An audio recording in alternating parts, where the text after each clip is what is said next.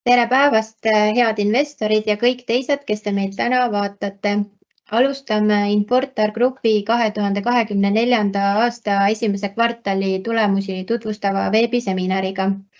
Mina olen Infortari investorsuhete juht Kadri Laanvee ja koos minuga annavad täna ülevaate Infortari tegevusest ja tulemustest Infortari juhatuse esimees Ain Hanschmidt ja Infortari tegevjuht Martti Talgre.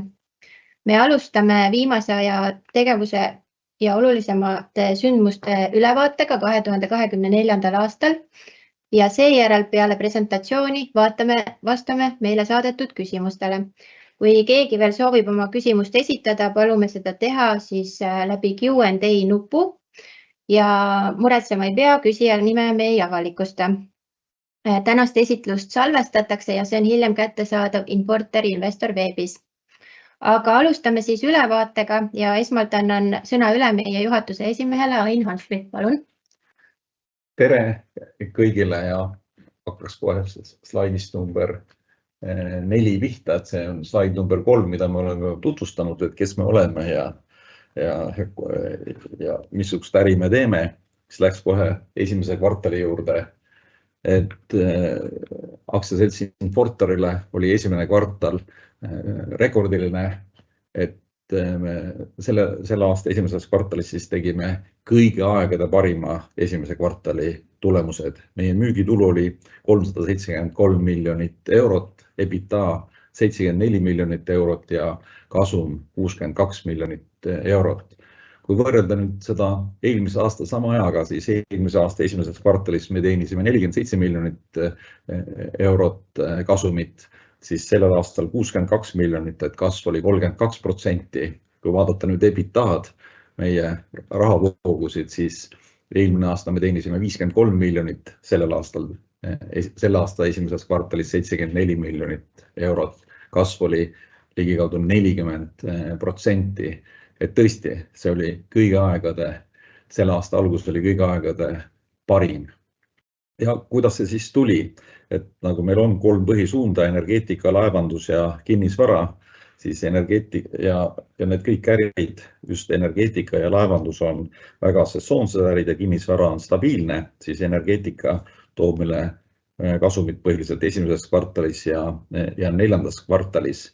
Ja kui nüüd vaatame, kuidas meie müügimahud kasvasid, siis Eesti Gaas ja Elenger tegid suurepärast äri meie koduturul Eestis, Lätis, Leedus, Soomes ja Poolas.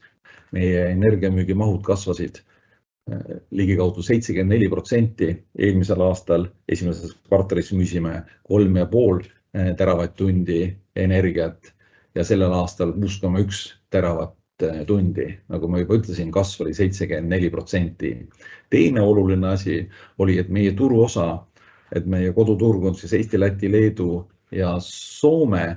Kui me seal mõõdame turuosa, siis aasta tagasi oli meie turuosa 17,4% ja praegu 26,5%. Ja mis oli positiivne, et tänu gaasihindade langusele gaasi tarbimise koguturg kasvas Soomes ja Baltikumis ka kokku rohkem kui 45%. Et energeetikas me oleme kindlalt muutunud rahvusvaheliseks ettevõtteks ja meie põhisissetulekutest 80% tuleb väljaspool Tallinnat ja 20% Eestist. Ja mis on oluline, et meie infrastruktuuri investeeringud, et eelmine aasta ostsime Lätis infrastruktuuri ettevõtte Gaso ja ka meil Eestis on infrastruktuuri ettevõtte ja me oleme ka LNG infrastruktuuri investeerinud nii punkerdamislaeva kui muudes punkerdamistehnikatesse, siis infrastruktuuri segmendi tulemused on ka väga head, et nad on väga hästi integreerunud meie ärisse ja nad tasuvad ennast juba ise ära. Et põhisissetulekud või põhiedu saime sellel aastal siis esimeses kvartalis ikkagi energeetikasektorist. Mis oli tore, et laevandus, mis tavaliselt meil talvekuudel kasumit ei teeni, siis läbi aegade, ma arvan, see on esimene kvartal ja esimene kord, kus Tallink oli ka esimeses kvartalis kasumis. Küll tänu erakorralisele kasumile, laevamüügile, aga eks Tallinkil on väga palju laevasid ja see ongi meie poliitika, et me vanad laevad müüme maha ja uued ehitame asemele. Aga vahet ei ole, igatahes oli Tallinkile see väga esimene kvartal kasumlik kvartal ja Tallink on üldse finantsiliselt väga tugevas positsioonis, bilanss on tugev ja mis mulle eriti meeldib, et laenukoormus on piisavalt madal, et kui vaadata Tallinki laenukoormust, siis laenud EBITDA-sse on ligikaudu, see näitaja on 2,6, mis tähendab, et tegelikult Tallink on võimeline laenud tagasi maksma 2–3 aastaga. Ja meie kolmas põhisuund, kinnisvara, seal on äri meil stabiilne. Meie sissetulekud keskmiselt 4 miljonit eurot kvartalis ja kui me siin börsile läksime, siis oli meil ligikaudu 100 000 ruutmeetrit kinnisvara portfell. Täna ta on jõudnud juba 113 000 ruutmeetri juurde ja meie ehitajad on muidugi väga tublid. Praegusel momendil ehitame märgilise tähtsusega Pärnu silda ja Rimi logistikakeskust. Ja jah, kui esimest kvartalit veel kokku võtta, siis parim esimene kvartal läbi aegade ja tore, et meie aasta algas nii hästi ja oluline on see, et me oleme tuleviku suhtes jõudnud uutele positsioonidele või uutele turgudele. Kui meil veel börsile minnes rääkisime, et meil on 5 koduturgu, Eesti, Läti, Leedu, Soome ja Poola, siis täna me oleme juba litsentsid saanud ka Saksamaal tegutsemiseks ja antud momendil me juba kasutame võimalust, et ladustada oma gaasi nii Lätis, kus on vastavad laod olemas, nii Poolas, kus on vastavad laod olemas ja nüüd ka Saksamaal. Et eeldused Lääne-Euroopas tegutsemiseks on praegusel momendil loodud. Ja muidugi kõige toredam on see, et meie aktsionärid on andnud ka meile tagasisidet, et aktsiaselts Infortar oli Tallinna börsi põhinimekirjas kõige suurem tõusja esimeses kvartalis ja kui me praegu hetkeseisuga vaatame, siis me oleme tõusnud juba ligikaudu 50% või mis see õige number on, ligikaudu 46%. Et nii palju siis esimese kvartali kohta üldandmetest, et läheme siis nüüd täpsemate andmete juurde edasi. Aitäh, Ain, et nüüd näitame teile ekraanil siis numbrite slaidi. Siin on siis 2024. aasta esimese kvartali tulemused ja siia kõrvale oleme lisanud võrdluseks siis 2023 ja 2022 aasta esimese kvartali numbrid. Infortar Group konsolideeritud müügitulu 373 miljonit eurot, kasvas võrreldes eelmise aasta sama perioodiga 7% ja võrreldes 2022. aasta esimese kvartaliga 72%.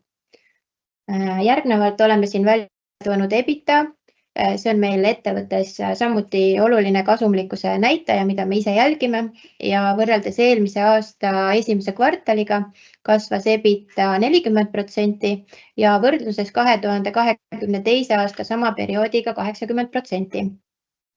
Siit numbritest joonistub väga hästi välja, kuidas Infortar on kasvanud ja suutnud säilitada kasumlikkust.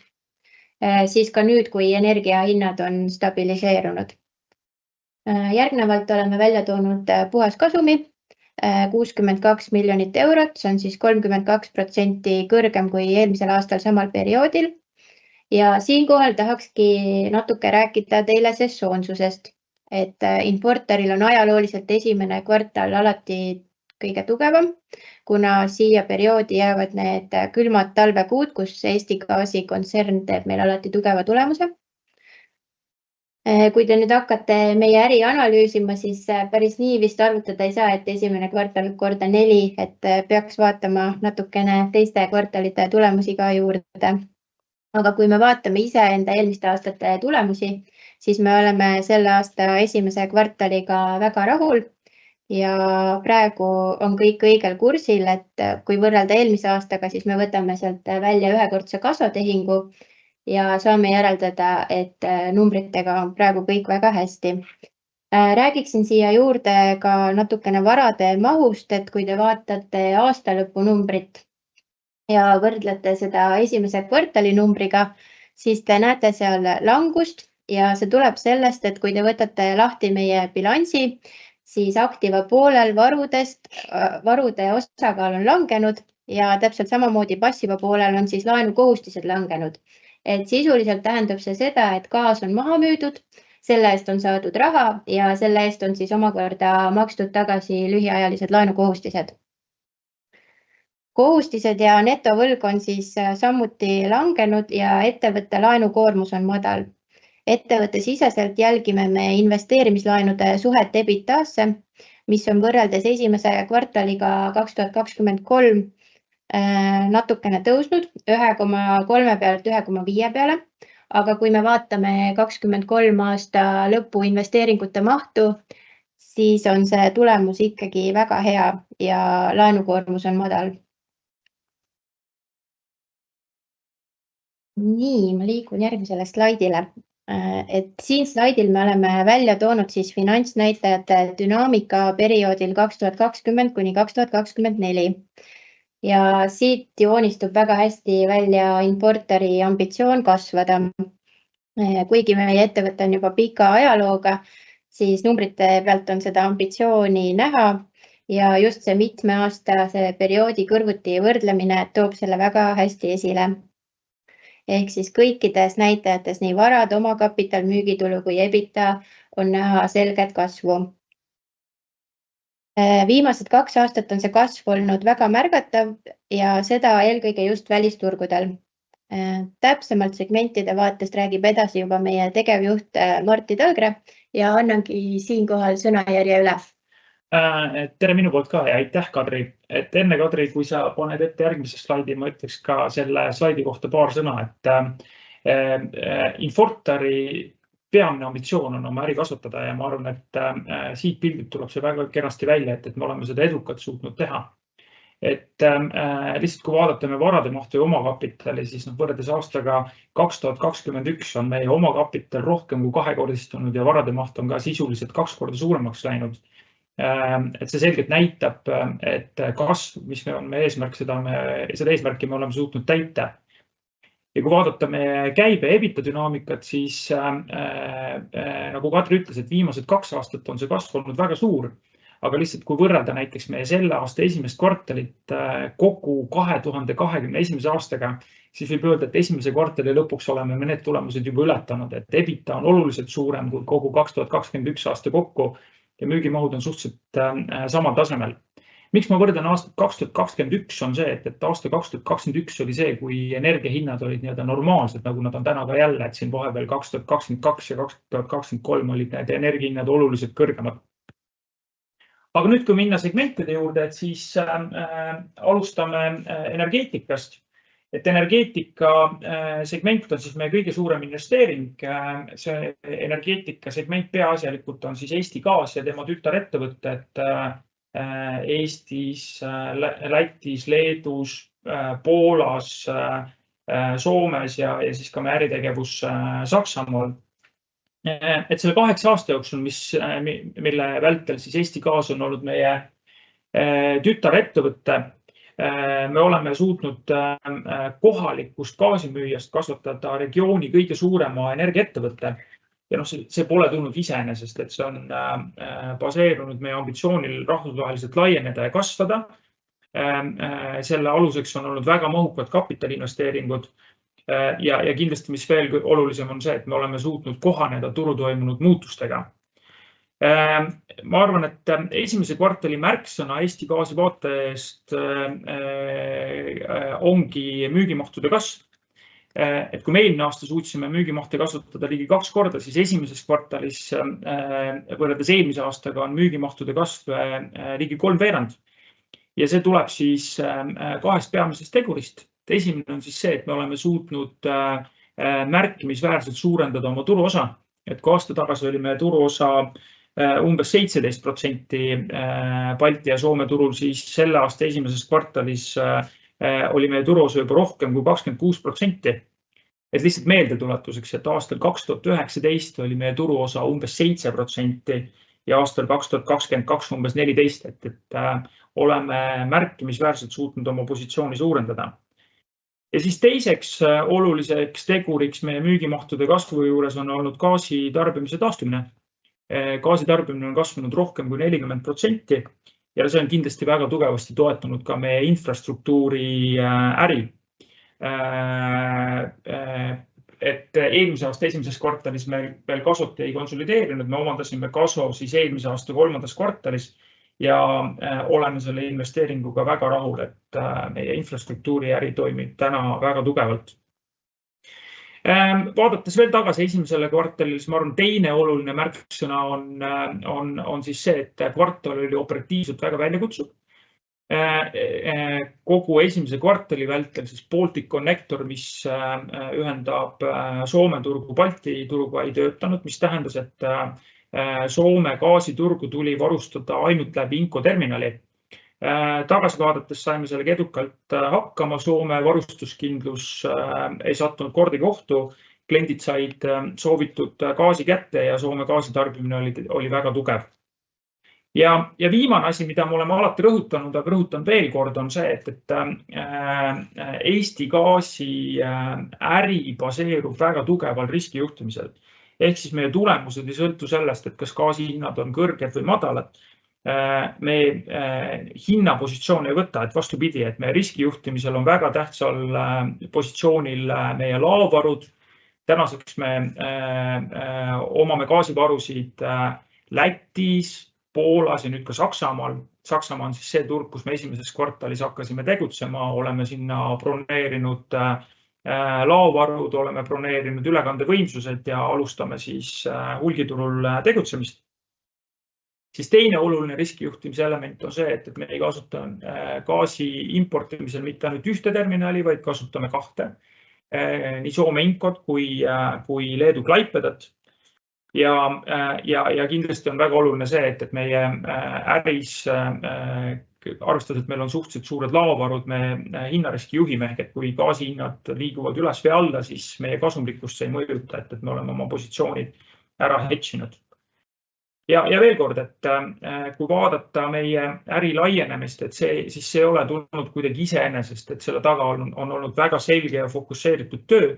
On olnud rahvusvaheline laienemine ja seda me kindlasti plaanime jätkata, et oleme alustanud tegutsemist Saksamaal, suutsime juba täiesti arvestatavaid müügimahte näidata Poolas ja kindlasti jätkame kapitaliinvesteeringutega selles valdkonnas ka. Liikudes nüüd edasi Tallinki juurde, siis Tallinki näol on tegemist kõige esimese investeeringuga, et Tallinkist Infortari lugu aastal 1997 alguse saigi. Ja Tallinki kui investeeringuga oleme me väga rahul, et Tallink on Läänemere juhtiv laevandusettevõte, oma ajaloo jooksul näinud mitmeid kriise ja väljakutseid ja nagu me ütleme, on tugev ja kriisides karastunud. Pärast Covidit on Tallink nüüd selline slim fit Tallink ehk siis mahtudelt mõnevõrra väiksem, kuid kasumlikkuselt tugevam, kui ta enne pandeemiakriisi oli. Ja vaadates ka finantstulemusi on väga vahva näha seda, et nii häid tulemusi Tallink kunagi varem pole teinud. Mis meile Tallinki puhul veel väga meeldib, on see, et Tallinki laenukoormus on tänaseks jõudnud tasemele 2,6 korda EBITDA, mis tähendab, et Tallink on võimeline kõik oma laenud tagasi maksma vähem kui 3 aastaga. Arvestades, et Tallink omab väga suures mahus põhivarasid, on see meie hinnangul väga konservatiivne näitaja. Ja kui vaadata korraks Tallinki sesoonset pilti, Kadri, kui sa paned järgmise slaidi, et siit on kenasti näha, et kui võrrelda näiteks reisijate arvu perioodiga 2019, mis oli siis enne pandeemiat, et kui reisijate arv on mõnevõrra väiksem, siis meie müügimahud on suhteliselt sarnasel tasemel ja kasumlikkus on oluliselt parem. Eks see on ka põhjus, miks me Tallinkisse usume ja miks me oleme ka Tallinkis oma aktsiaosalust läbi aja kogu aeg kasvatanud. Ja nüüd paari sõnaga ka kinnisvarast, et kinnisvara on meie 3 peamisest segmendist küll kõige väiksem, kuid Eesti mõistes oleme me siiski üks kõige suuremaid kinnisvaraomanikke. Kui me börsile läksime, siis oli meie portfellis umbes 100 000 ruutmeetrit pindasid, mida me välja rendime. Täna on see number juba 113, ehk siis vähem kui 5 kuuga on see number kasvanud 13 000 ruutmeetri võrra. Ja see number kasvab kindlasti veel, et meil on töös Rimi logistikakeskus Saue, mis peaks valmis saama lähema aasta jooksul ja see peaks lisama meie portfelli veel ligi 30 000 ruutmeetrit. Ja usume, et kindlasti suudame veel ka muid uudiseid tuua. Kui numbreid vaadata, siis meie segmendi tulu on võrreldes eelmise aastaga kasvanud umbes 10%. Ja puhas renditulu, mis on peamine mõõdik, mida me siin jälgime, on samuti kasvanud. Ehk et oleme oma kinnisvara tegevusega väga rahul. Kui nüüd Infortarit investeeringuna vaadata, siis meie eesmärk on olnud luua ju kriisikindel ettevõtte ning õiged otsused on ladunud põhja meie püsiva ja pikaajalise edu saavutamiseks. Infortari investeerimisportfell on hajutatud kolme peamise segmendi vahel, mis kõik on kapitalimahukad, tugeva rahavooga, stabiilsed ja kõrgete sisenemisbarjääridega. Ja nagu näha, meie eesmärk on jätkata ettevõtete kasvu. Kasv ei tule aga muidugi iseenesest ning usume, et see põhineb edasisel rahvusvahelisel laienemisel ning suurtel kapitaliinvesteeringutel, mis lähevad siis jätkusuutliku kasvu toetamisse. Meie nagu üks põhiedu on, et me oleme võimelised kohanema, ajaga kaasa minema, olema agiilsed, otsime investeerimisvõimalusi ning muidugi oma erinevate valdkondade vahel omavahelisi sünergiaid. Kuigi me oleme üks regiooni suurimaid eraettevõtteid, on meie otsustamisprotsess kiire ja efektiivne. Meie suuraktsionärid on alati otsustamise juures. Ja meil on muidugi ka ainulaadne kompetents suurte investeeringute juhtimises. Suured investeeringud ja ettevõtete omandamine on meie jaoks business as usual. Ja meie portfell tagab meile stabiilse ja hajutatud rahavoor, mis võimaldab meil maksta korralikke dividende ja jätkata investeeringute kasvu. Et sellel aastal ongi meil plaanis maksta dividende 3 eurot aktsia kohta, siis maksame 2 korda aastas, juuni alguses maksame 1,5 eurot ja detsembrikuus 1,5 eurot aktsia kohta. Et meie poolt siis kõik. Aitäh! Ja aitäh, Ain, ja aitäh, Martti! Et meil on tulnud päris palju küsimusi, et ma kiirelt sorteerisin siit mõned sisulisemad välja, vastame need ära. Ja siis ülejäänutele, kellele praegu ei jõua vastata, vastan kirjalikult hiljem meili teel. Nii, aga esimene küsimus on siis hetkeseis Balticconnectoriga. Kas toru on nüüd töökorras ja kasutusel? Et Martti, äkki sa vastad? Ja Balticconnector taasavati 22. aprillil, siis 2 nädalat tagasi ja praegu on toiminud väga kenasti. Iseenesest see ligi 6-kuuline katkestus, kui konnektor ei töötanud, näitas, et Soome suudab hakkama saada, võib-olla küll mitte nii efektiivselt, aga ka ilma konnektorita, et see infoterminal toimib ja töötab ja ma arvan, et Eesti gaasi panus Soome turu gaasiga varustamisel oli väga suur, et rohkem kui pool gaasi sellel perioodil toodi siis Eesti gaasi poolt Soome. Aga Balticconnectori kordategemine näitab seda, et isegi kui selliseid tagasilööke juhtub, siis meie riskijuhtimises me ikkagi arvestame selliste võimalustega ja nagu meie esimene kvartal ka näitab, suutsime selle väljakutsega kenasti hakkama saada, et tunnustan siinkohal Eesti gaasi inimesi, kes pidid tegema väga palju tööd. Aga hea meel on tõdeda, et suutsime sellega edukalt toime tulla ja Soome kliendid said kõik kenasti gaasiga varustatud. Aitäh! Järgmine küsimus on seoses laienemisega Saksamaale, et millest see täpselt seisneb ja mis tooteid seal müüakse? Eesti gaasi peamine tegevusvaldkond on maagaasi müük ja Saksamaale laienemine on hästi selgelt strateegiline tegevus, et kui võrrelda lihtsalt turgu, kus me tänaseni peaasjalikult toimetame, ehk siis Baltikum ja Soome, et selle turu kogumaht on selline 50–60 teravatt-tundi aastas. Et kui me alustasime tegutsemist Poolas, siis Poola puhul see turumaht on umbes 4 korda suurem kui Baltikum ja Soome ja Saksamaa on omakorda veel 5 korda suurem kui Poola. Ehk siis sisuliselt võib öelda niimoodi, et Saksamaa on umbes 200 korda suurem turg, kui on Eesti. Ja kuna meie ambitsioon on kasvada, siis see plaan minna Saksamaal on selles mõttes nagu tõsine ja väga strateegiline, et suurel turul on kindlasti lihtsam mahtusid suurendada. Et kui vaadata me tänast koduturgu, meil on siin juba rohkem kui veerandi suurune toruosa, et siit väga palju kasvada ei ole enam võimalik, et seetõttu me olemegi võtnud ambitsiooni siis laieneda turgudele, mis on oluliselt suuremad ja siis kopeerida sinna seda tegevust, mis me edukalt oleme oma koduturgudel teinud. Et Saksamaal me alustame nagu kõikidel uutel turgudel, et esialgu siis hulgiturul. Oleme selleks broneerinud ära mahutivõimsused, oleme broneerinud ülekandevõimsused ja kasutame siis kogutud kogemust seal. Okei. Järgmine küsimus. Infortari esimene täiskvartal avaliku ettevõttena, kas olete otsusega rahul? Ain, äkki sa vastad? No kindlasti oleme otsusega rahul, et tänu sellele, et me läksime börsile, Infortari juhtimise kvaliteet tõusis ja meie, nagu kuidas öelda, läbipaistvus oluliselt suurenes ja meie tuntus ka suurenes. See oli ka meil üks põhilised eesmärke, et meil rahvusvaheliselt oleks meil kergem äri teha, kui me oleme rohkem tuntumad ja oleme avalik ettevõte, kuna meie põhilised konkurendid on ikka kõik riigi ettevõtted. Ja muidugi me oleme ka investorite poole pealt rahul ja aktsionäride poole pealt, kuna meie aktsia väärtus on oluliselt kasvanud, et hetkele vist on jõudnud juba, on kasvanud ligikaudu 46%. Igal juhul esimeses kvartalis oli Infortar Tallinna börsil kõige suurem tõusja. Et aitäh kõigile investoritele ja aktsionäridele. Aitäh, Ain. Selline huvitav küsimus. Kaso tulemuste konsolideerimine. Kas kaso tulemused on nüüd 100% konsolideeritud Infortari tulemustesse ja jäävad ka edaspidi panustama? Ja kindlasti, et me kaso omandasime eelmise aasta juulikuus.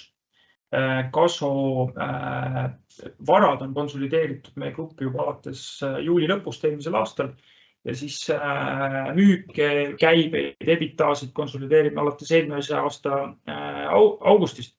Me küll ei avalda eraldi kaso esimese kvartali finantstulemusi, aga võttes arvesse seda, et energiatarbimismahud on oluliselt kasvanud, siis see tegelikult selgelt tähendab seda, et me infrastruktuuri valdkonnal on läinud väga hästi ja kasu tulemustega oleme väga rahul.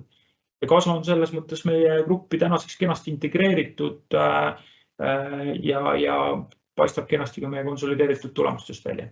Ja jätkuvalt siis edaspidi ka konsolideerime ja nüüd esimene täisaasta, kus siis kasu tulemuste mõju on sees, ongi 2024, et järjest iga kvartal saate seda siis näha nii tulemustes kui ka töötajate arvus, mis siis oluliselt kasvas.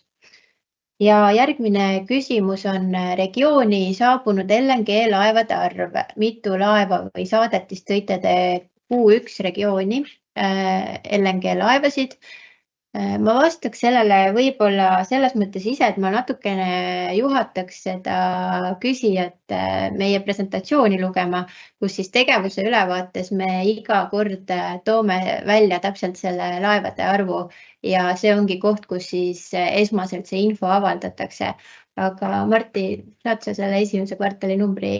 Ja esimeses kvartalis me tõime siis kokku 4 laeva, siis 3 tükki tõime Soome ja 1 tõime siis Leetu ja täiendavalt oleme siis selleks aastaks reserveerinud 12 laeva veel. Aitäh. Hetkeseisuga. Hetkeseisuga. Ja, et see võib ka veel muutuda, aga see on siis see tänane parim teadmine, mida me avaldame. Järgmine küsimus on dividendipoliitika kohta. et kas on olemas ka dividendipoliitika stiilis protsent kasumist, et kui aasta algus on hästi alanud, kas te olete valmis ka dividende tõstma või soovite pigem investeerida uutesse projektidesse? Meie dividendipoliitika, kui me börsile tulime, siis me tulime selle dividendipoliitikaga välja, kus me teadvustasime, et me maksame vähemalt miinimum 1 eurot aktsia kohta ja kui meie sidusettevõte Tallink maksab dividende, siis me kanname oma aktsionäridele need dividendid edasi. Ja juhul, kui me näeme investeerimisvõimalusi, siis me ikkagi seda miinimumdividendi poliitikat viime ellu, mis on nagu aktsionäridele kasulik. Juhul, kui meil nagu siin praegusel momendil esimeses kvartalis väga palju investeerisime 7 miljonit, siis me otsustasime oma vaba raha maksta rohkem dividenditeks, et lähidividendipoliitika on ikkagi sellel aastal 3 eurot aktsia kohta. Kuidas me järgmine aasta maksame, seda anname siis järgmise aasta veebruaris teada.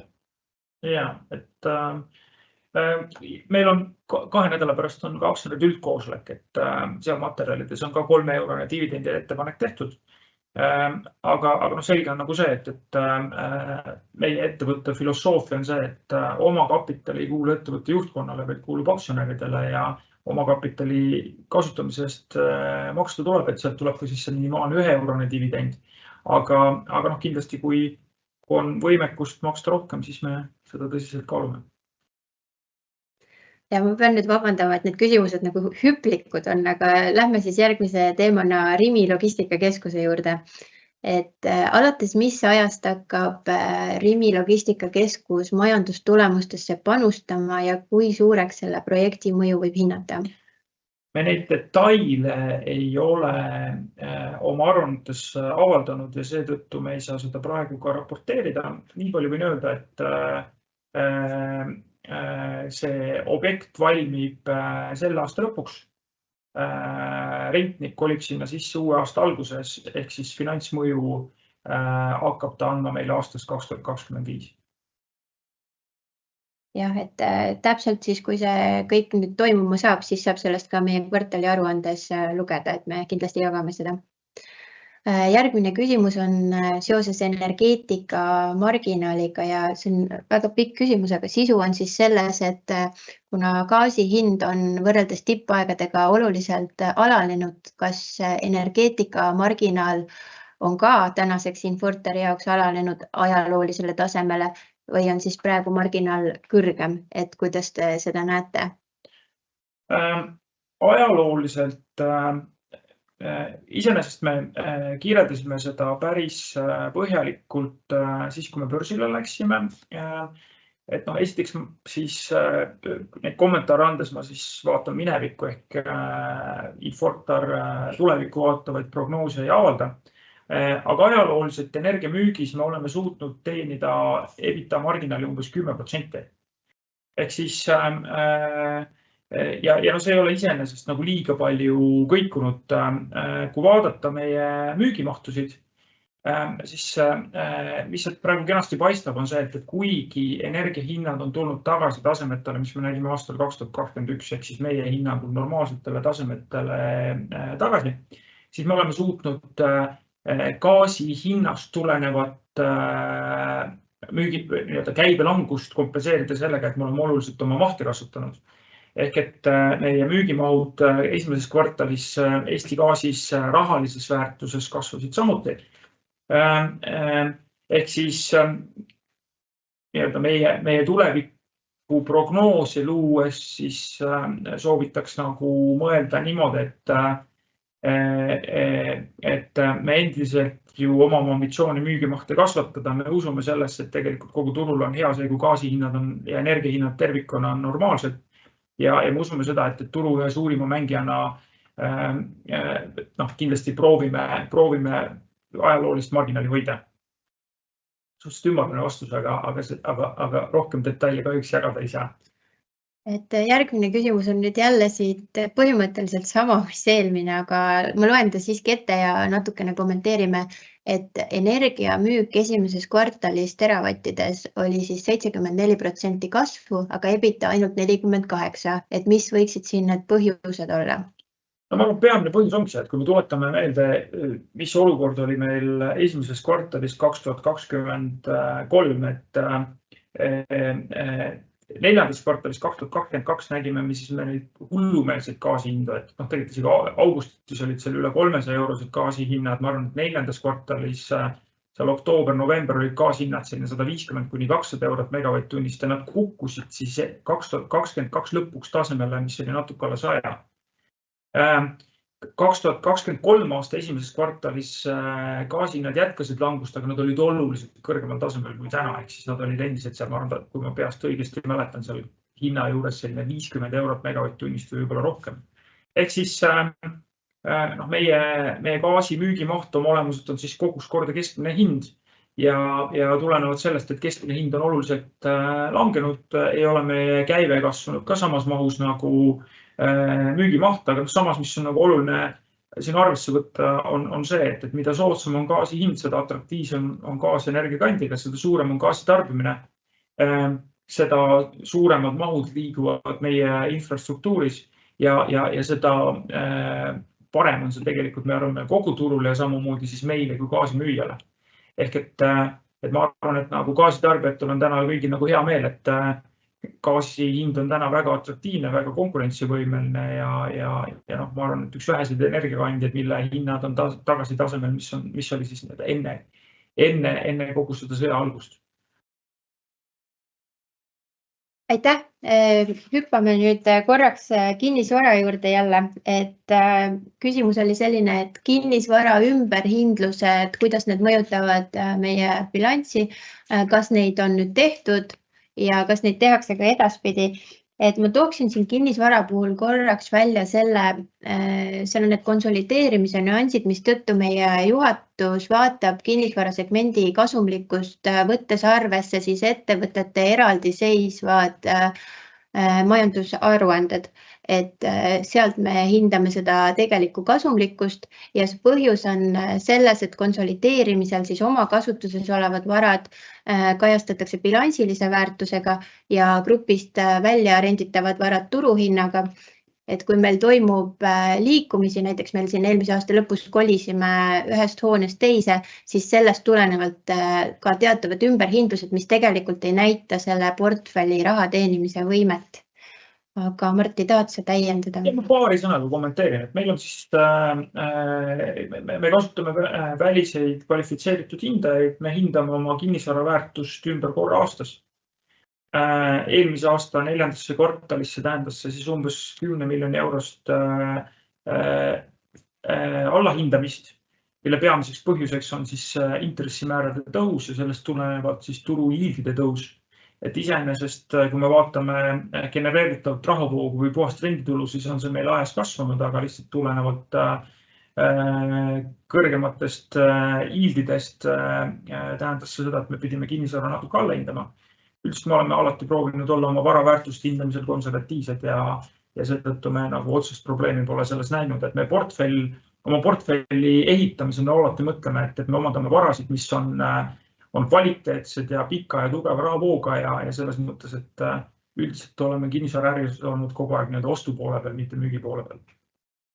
Ja lõpetuseks siis hüppame tagasi energeetikasse, et palun selgitage lähemalt 24,6 miljonit eurot kasumit tuletisinstrumentides. Millest see tuli ja kas see kasum võib järgmistel kvartalitel kahjumiks pöörduda? Ma arvan, see on väga hea küsimus, et selles mõttes see on üks teema, mida meie aruannete lugemisel, ma arvan, et paljudel investoritel nagu võibki silma jääda. Meie äri puhul on, nagu ma olen enne ütlesin, nagu varasemalt olen korduvalt rõhutanud, on see, et me gaasi ja energiaäri tehes positsiooni ei võta. Ehk siis, kui gaasi hinnad langevad või tõusevad, siis selle tulemusena meie kasum ei kasva või ei vähene. Meie aruannetes kajastub see küll nii, et põhimõtteliselt proovin lihtsalt seda kuidagi lihtsalt illustreerida, et kui me ostame näiteks nagu augustikuus gaasilattu hinnaga 30 eurot megavatt-tunnist ja see gaas on plaanis maha müüa näiteks veebruaris, siis tavapäraselt meie kliendilepingutes on kokku lepitud siis gaasi ujuv hind, millele lisandub marginal. Kuna me oleme selle gaasi ostnud fikseeritud hinnaga too hetk, ehk siis kui gaasi hind veebruarist selle näite puhul oleks teistsugune, kui ta oli siis aprillis, kui me ostsime, siis me ei ole valmis võtma seda riski, et kas me teenime lisaraha või siis nagu kaotame raha. Ja seetõttu me swapime ta ära, ehk siis paneme ta uuesti nagu ujuma. Mis ta siis sisuliselt selle tehingu puhul nagu näiteks on see, et oletame, et me ostsime seda 40 euroga ja müüsime siis klientidele edasi 5 eurose marginaliga. Et siis juhul, kui gaasi hind langeb näiteks 20-le, siis see müügitehing meie aruannetes kajastub nii, et me gaasi müügist saame 20 eurot, millele lisandub siis marginal 5 ja derivatiividest saame tagasi selle teise 20. Ehk siis meie numbreid vaadates tegelikult seda derivatiivi tulu tuleks vaadata sisust osana müügitulust. Ehk siis olukorras, kus gaasi hinnad langevad, tekib meil derivatiivi tulu. Kui gaasi hinnad tõusevad, siis tekib derivatiivi kulu, aga kokkuvõttes see meie kasumlikkust ei mõjuta. Meie kasumlikkus on ikkagi nende derivatiivide riskijuhtimisega ära fikseeritud, sest mis me selgelt oleme näinud, et energiahinnad võivad olla väga-väga volatiivsed ja mängida aktsionäride rahaga lotot, et kas nad siis nagu tõusevad või langevad, seda mandaati meil ei ole. Ehk siis meie kasumaruannet lugedes see 25 miljoni eurone number oma olemuselt on siis see osa, mille võrra me müüsime lattu ostetud gaasi soodsamalt, kui me ta kunagi lattu panime. Aga kuna me olime selle hinnariski ära kindlustanud, siis selle gaasi hinna languse me saime derivatiividest tagasi. Ehk selles mõttes, et meie äri vaadatuna tegelikult ei tuleks sellele tähelepanu pöörata, et oma olemuselt on ta lihtsalt nagu lisanduv marginal. Et oleks vahepeal näiteks gaasihinnad 2 korda tõusnud, siis me oleksime endiselt teeninud sama palju kasumit, lihtsalt me oleksime arvestatav osa sellest lisateenitud rahast derivatiividest ära maksnud. Ehk siis meie äri puhul see, et kas gaasihinnad tõusevad või langevad, meie kasumlikkust ei mõjuta. Meil üldiselt sobib väga hästi see, kui gaasihind on madal, sest siis gaasi tarbitakse rohkem. Meie infrastruktuuri äri läheb paremini, kliendid on happimad, kliendid suudavad gaasi kasutades teenida rohkem kasumit ja suudavad kindlasti arved meile ära maksta. Aitäh, Martti, et suured tänud kõigile, kes meid vaatasid, neile, kes meid hiljem järgi vaatavad ja ka kõikidele, kes küsimusi esitasid. Kui teil on veel küsimusi Infortari kui investeeringu kohta, siis te võite alati minu poole pöörduda, kirjutage mulle e-mail või lihtsalt helistage. Ja jätkame siis juba kell 2 ingliskeelse seminariga, et aitäh kõigile ja head päeva! Aitäh, head päeva!